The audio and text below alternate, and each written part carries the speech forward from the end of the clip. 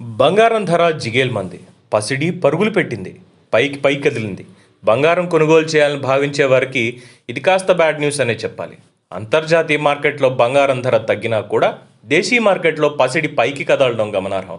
బంగారం ధర పెరిగితే వెండి ధర మాత్రం పడిపోయింది.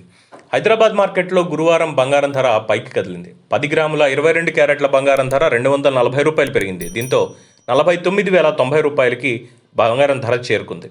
అదే సమయంలో 24 క్యారెట్ల బంగారం ధర కూడా 10 గ్రాములకు ₹260 పైకి కదిలి 10 గ్రాముల బంగారం ధర ₹53,550 చేరుకుంది. ఇకపోతే నిన్న పసిడి ధర స్థిరంగా కొనసాగిన విషయం మనందరికీ తెలిసిందే.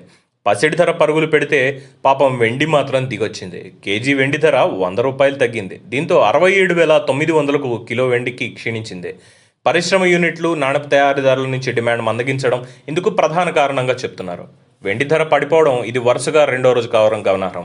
మరోవైపు విజయవాడ, విశాఖపట్నంలోనూ బంగారం, వెండి ధరలు ఇలాగే కొనసాగుతున్నాయి. దేశ రాజధాని ఢిల్లీలో కూడా బంగారం ధర పెరిగింది. 10 గ్రాముల 22 క్యారెట్ల బంగారం ధర ₹250 పెరుగుదలతో ₹50,050 చేరింది. 10 గ్రాముల 24 క్యారెట్ల బంగారం ధర కూడా ₹290 పెరుగుదలతో ₹54,600కి ఎగిసింది.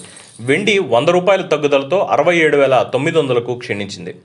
ఇక అంతర్జాతీయ మార్కెట్లో మాత్రం బంగారం ధర పడిపోయింది. పసిడి ధర ఔన్స్కు 0.07% తగ్గుదలతో $1,953కు దిగొచ్చింది. బంగారం ధర తగ్గితే వెండి ధర మాత్రం పైకి కదిలింది. వెండి ధర ఔన్స్కు 0.13% పెరుగుదలతో $27.12కు చేరింది.